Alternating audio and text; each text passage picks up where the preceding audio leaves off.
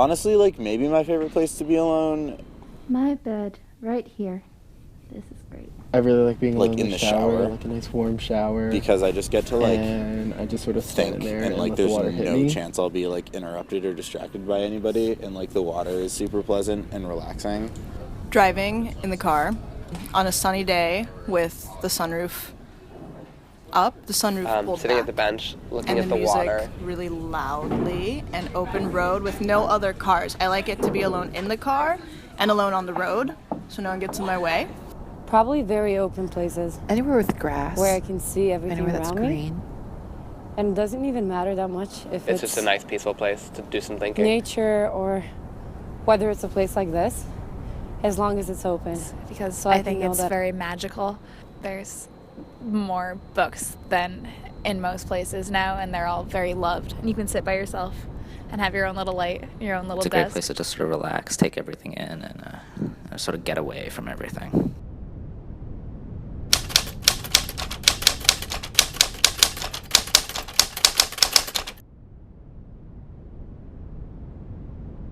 To be alone? I honestly hate being alone, so normally when I have free time, I like force myself to see people, but I'm usually around people. I always had a nanny when I was younger, and I had this aversion to not being with my friends ever. I don't like being alone. It's not as exciting. I may be alone, but I'm in a part of something very huge. Life's good. Life's good.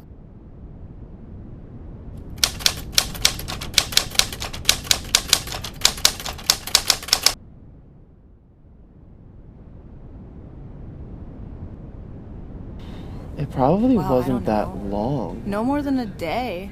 Gosh, I 4 or can't even 5 think hours about of it. just me, looking at everything. I don't think I've ever moving spent in more than between a the two day by places. myself, but I've definitely spent whole 24-hour blocks sort of This intentionally year, during avoiding Thanksgiving, people. I went on an 8-week trip it was like by 4 myself, days, backpacking across alone Europe. in a room, mostly Probably the sleeping, womb. doing nothing. It was nice, I guess. I think I'm always surrounded by people. That's what I try doing that because it's just way more fun that way.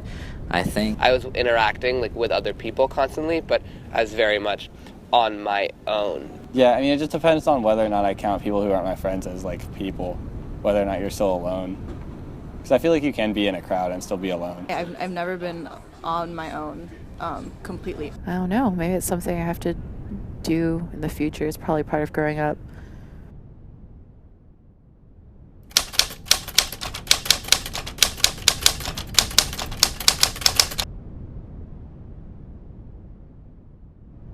I could probably go a really long time. I've spent like 3 days just not talking to people before. It can go on for a long time. I need to be by myself to recharge, but I really like being around people, so it's kind of a conflict. I had these 2 months of very intense partying and going out, and I think I just got so tired of it. So I went up to, like, the hills in Oakland. that I literally did not leave my room for 2 weeks. And it wasn't a depressing period, or it wasn't bad in any way. I just spent I did a lot of really great thinking and a lot of really great exploring. And just sit without any, like, phones or anything for an hour and just think. reading, drawing, just, I don't know, things for myself. The passage of time doesn't even start to feel like a real thing at those points.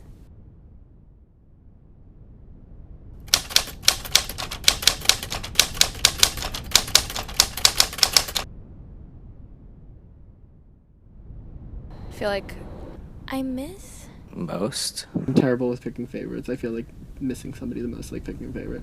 I know what it's like But I think I miss to walking be back constantly home. missing. It would be my mother. I miss hanging out with my mom. Places, My mom. Probably things. my I miss my sister. dog. My cat. Probably a big source of my teenage angst. I don't feel like I miss I'm that much missing stuff out right on now. her I don't really childhood actively miss a little anything, bit, and I that's think. kind of sad. I don't think you have to be sad to miss something, but, like, I think if you miss something, you are more likely to be sad.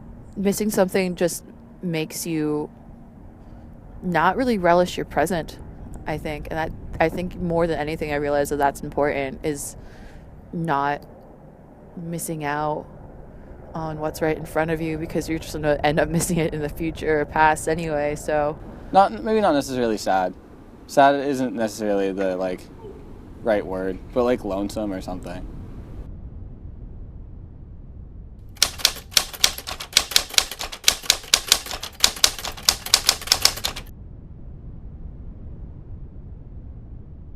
Yeah, I miss a lot of my friends. I think I miss spending quality time with people. Like I feel like I'm walking around. Even though like I try to see her every day and then I do, I like miss her all the time. I'm physically next to them, but I feel like I'm missing them. I talk to her the most, but I miss her the most. But I wish I could just be right now with these people, isolated, just one-on-one with them, and just actually like spend time with them and like be with them instead of just like fleeting from moment to moment. Even if I do get to like, you know, like text them once in a while or like send them a Snapchat on like, you know, a random Thursday night or whatever, I like haven't had a chance to had like a sit down long conversation with like a lot of people who like meant a lot to me. So I guess I miss the people I'm currently around.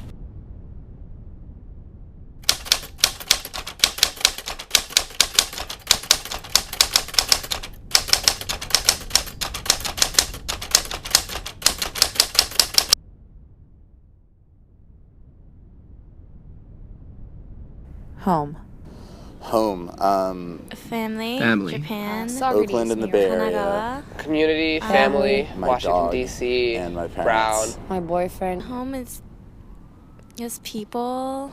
Being loved, Lebanon, but the Middle mostly East. Family.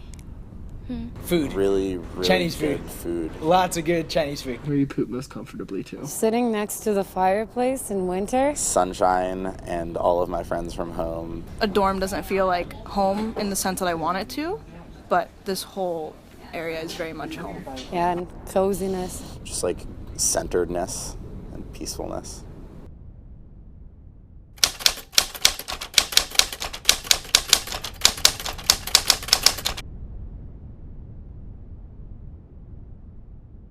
Fluid, I guess. Pretty grounded. A place where it's easy for My you to be mind. by yourself, I think, and Nest. also My thoughts. easy for you to be my around belief people who system. you love, or Displacement. who you can still be yourself around. So I guess at home is wherever you can be yourself and Alone. not have Like to constantly worry about missing any sort of or constantly inhibitions elsewhere. or appearances or just all this kind of social anxieties Undefined, that I feel like I usually have. I nostalgia, have figured out something that nostalgic. works pretty well for me sort of in this bubble on College Hill. I was just like so comfortable with where I was.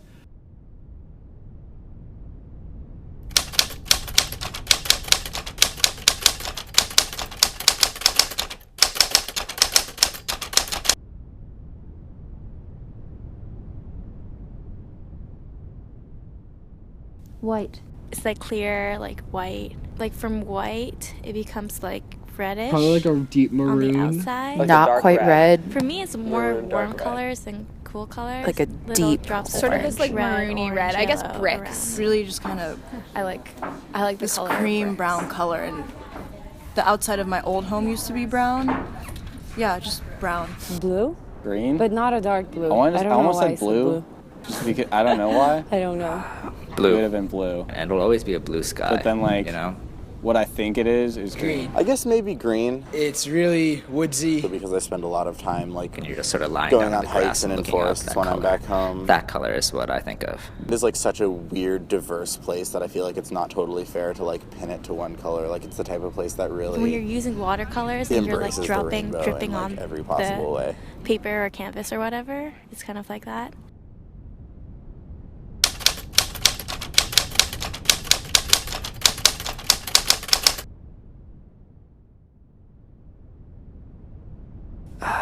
So right now, what scares me the most is I mean, dying, obviously. I really don't want to die young. Big fear of mortality. I guess there's a difference between like fear and like I don't know. I have like very few fears, but I think like all that compounds itself into a fear of death. There's only like things I'm worried about, but I don't think that really constitutes fear. I'm terrified of seagulls. A lot of things scare me when you ask when I start thinking about it. You know. Scared of losing friends, scared of not doing well in school, scared of getting fat and overweight, That I'm gonna fall down I'm these scared of stairs. guilt. Adulthood. Graduation. maybe never being loved, of never finding somebody for me, and the concept that I potentially am unlovable if other people around me seem to be falling in love and nothing really seems to be biting for me. Everything. Everything. And it sounds like I'm joking, but I'm not. But then I guess what I'm most scared of is a no. Only thing that's not scary is sleep.